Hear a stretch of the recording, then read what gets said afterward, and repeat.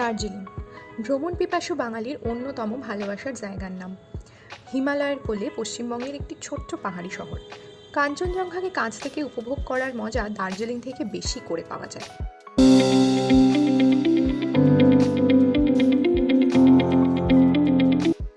26শে October বেরিয়ে পড়েছিলাম এই দার্জিলিংয়েরই উদ্দেশ্যে। 27 তারিখ গিয়ে পৌঁছলাম এনজেপিতে। সেখান থেকে আমাদের গাড়ি ঠিক করা ছিল। মালপত্র গাড়িতে তুলে বেরিয়ে পড়লাম পাহাড়ের উদ্দেশ্যে। বলতে গেলে দার্জিলিংয়ে প্রথমবার যাত্রা আমার, তাই এক্সাইটমেন্টটাই ছিল আলাদা। শহর পেরিয়ে গাড়ি যখন প্রথম পাহাড় ছুঁল, তার বর্ণনা কোনোভাবেই ভাষায় প্রকাশ করা যায় না। পাহাড় এভাবেই টানে। পাহাড়ের স্নিগ্ধতা এবং সৌন্দর্য নিয়ে পৌঁছলাম দার্জিলিংয়ে। হোটেল রাফট্যাং ছিল আমাদের হোটেল। হোটেলের ডিটেলস নিচে ডেসক্রিপশনে দেওয়া থাকবে, আপনারা চাইলে চেক করে নিতে পারেন। ম্যাল থেকে মিনিট 10-এর দূরত্ব, তাই একটু রেস্ট নিয়ে প্রথমবার ম্যালে যাওয়ার আনন্দটা ছাড়তে পারলাম না। শীতের জড়তা কাটিয়ে বেরিয়ে পড়লাম ম্যালের উদ্দেশ্যে। সন্ধ্যাবেলায় পাহাড়ি সৌন্দর্যটা বাদ দিয়ে বাকি ব্যাপারটা বেশ ভালোই উপভোগ করেছিলাম। পরের দিন বেরিয়ে পড়লাম দার্জিলিংয়ে কিছু বিখ্যাত সাইট সিন দেখতে। প্রথম দিনই আমরা বেরিয়ে পড়েছিলাম জাপানিজ টেম্পল এবং পিস প্যাগোডাতে, যা একটি বৌদ্ধ মন্দির। বৌদ্ধদের শান্তিস্তূপের মধ্যে এটি একটি অন্যতম। বলা হয় ভগবান বুদ্ধের 4টি অবতার এখানে রয়েছে। পাইন দ্বারা ঘেরা এই মন্দিরটি অবস্থিত। আকাশ পরিষ্কার থাকলে এই মন্দির থেকে কাঞ্চনজঙ্ঘা একদম পরিষ্কার দেখা যায়।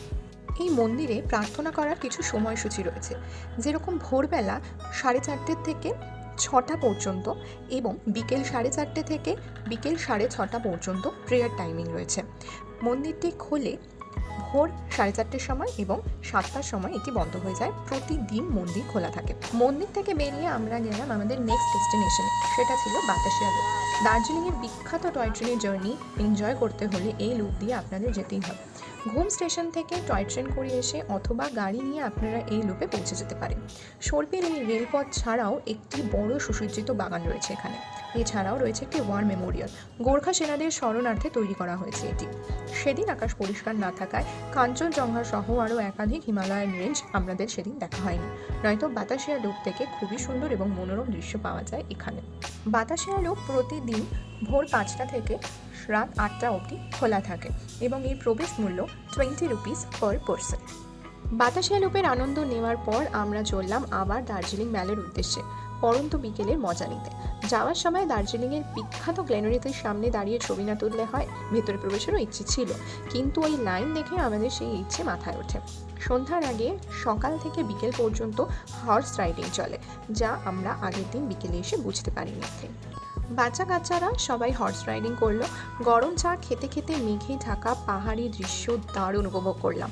সন্ধ্যা নামার আগে দিয়ে হোটেলে ফিরে সবাই রেস্ট নিলাম এবং রাতের ডিনারটাও সারলাম, কারণ প্রথম দিনের দার্জিলিং সফরটা ছিল অত্যন্ত ভালো। পরের দিন ভোরবেলা দেখা পেলাম কাঞ্চনজঙ্ঘার প্রথমবার। আগের দিন পুরো মেঘলা থাকার কারণে যে আক্ষেপটা জমেছিল, সূর্যের প্রথম আলো সেই চূড়ায় পড়ার পরে সমস্ত কিছু কোথাও যেন হারিয়ে গেল। অপূর্ব সুন্দর লাগছিল দেখতে। হোটেলের জানলা থেকেই আমরা সেই দৃশ্য দেখতে পাই। দিন বাড়ার সাথে সাথে আরও সুন্দর হয়ে উঠেছিল দৃশ্যটি। এই দৃশ্যর সাথে নিয়েই বেরিয়ে পড়লাম দার্জিলিং ছেড়ে কালিম্পংয়ের উদ্দেশ্যে। দার্জিলিং থেকে কালিম্পংয়ে যাওয়ার রুটে প্রথমে আমরা গেছিলাম লামাহাটা ইকো পার্কে। এখানে অনেক হোমস্টে রয়েছে, চাইলে আপনারা এখানে এসে এখানে থেকে প্রাকৃতিক সৌন্দর্য এনজয় করতে পারেন। পাহাড়ের কোলে ছোট্ট ইকো ট্যুরিজম পার্ক একটা, পাইন গাছ দিয়ে ঘেরা। এখানে অনেক ছোট ছোট ওয়াচ টাওয়ার মতো আছে, যেখান থেকে পুরো পার্ক এবং মেঘ পরিষ্কার থাকলে কাঞ্চনজঙ্ঘাকে দারুণভাবে দেখা যায়।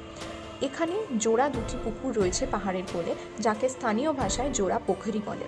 পার্কে ঢোকার সময় প্রতিদিন ভোর 6টা থেকে বিকেল 5টা পর্যন্ত এবং টিকিট মূল্য 10 পার পারসন। এখান থেকে বেরিয়ে আমরা গেলাম একটি চা বাগানে।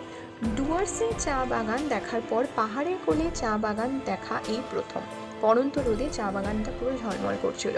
রোদ ঝলমলে হওয়ায় সারাদিন কাঞ্চনজঙ্ঘাকে সাথে নিয়ে আমরা পৌঁছলাম কালিম্পংয়ে। কালিম্পংয়ে গিয়ে আমরা কোথায় ছিলাম, কোথায় কোথায় গেলাম, সেটা আসছে নেক্সট ব্লগে। এই ব্লগটা যদি ভালো লেগে থাকে একটা লাইক, একটা কমেন্ট এবং শেয়ার করতে ভুলো না। Thank you.